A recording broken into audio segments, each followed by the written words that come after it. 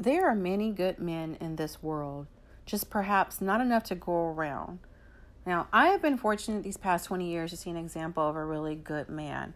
And I think over time I have honed my skills and can recognize the no good man much more quickly nowadays. But that wasn't always the case for me. In my early 20s, I fell hard for a no good man. But today I can look back on that relationship and smile because I think I learned so much from it. I would describe him as a very handsome con artist. Now, I overlooked a lot of red flags in that relationship for way too long, and I also doubted my inner voice. He was a cheater and a liar, and everyone else saw it, but I was young and naive and foolish. That relationship in my early 20s changed me, and I said never again. I learned my lesson, became more guarded, and demanded a certain level of treatment from future partners. Heartbreak is inevitable, but there are some ways to avoid the no good man and not get conned. So here are the 10 signs I say to look for in a no good man. Sign number 1, your friends and family do not like him. Love makes us blind, and we tend to overlook, make excuses for, and block out all of our love's faults. This one is a huge red flag. If your family and friends do not like your guy, it is because they are seeing the real him that you are choosing not to see. They love you and want the best for you, and chances are he is not it. Sign number 2, lying. You catch him in lies, or his stories are inconsistent. He is not a trustworthy individual, and you find yourself questioning everything with him. You cannot trust a liar, and if you cannot trust your man, you cannot have a healthy, happy relationship. Sign number 3, controlling. A man who tries to control you does not respect you, but he wants to own you. He tells you who to be friends with, how to act, and even what to say. Controlling men are very insecure.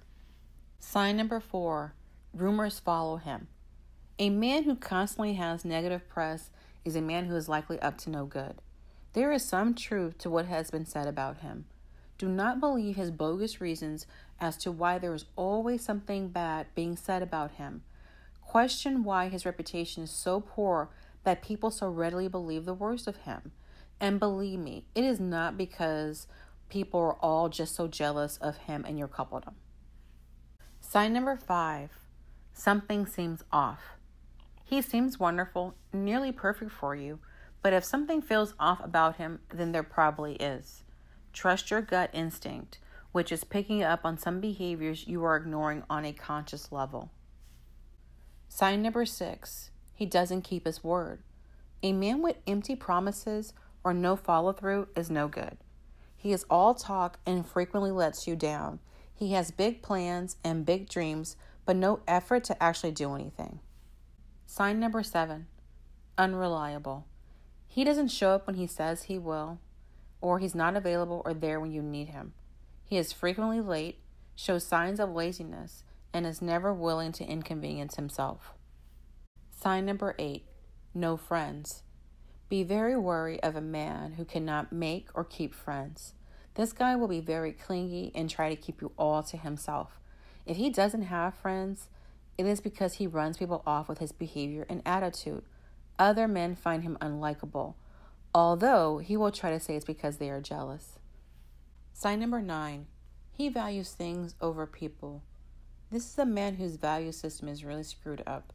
He puts importance on labels, expensive things, and he is a braggart. A man who brags about things shows his immaturity and a lack of social awareness. He might as well be wearing a sign that says douchebag on it. Sign number 10, he makes you feel bad about yourself. If he makes you feel bad about your clothes, your looks, your intelligence, or your cooking, he is no good. He should lift you up, not bring you down. He plays games and loves to emotionally manipulate you into doing what he wants. This list is not all-inclusive, and the no good man does not need to meet all of these signs. Ultimately, we all have to decide if he is no good.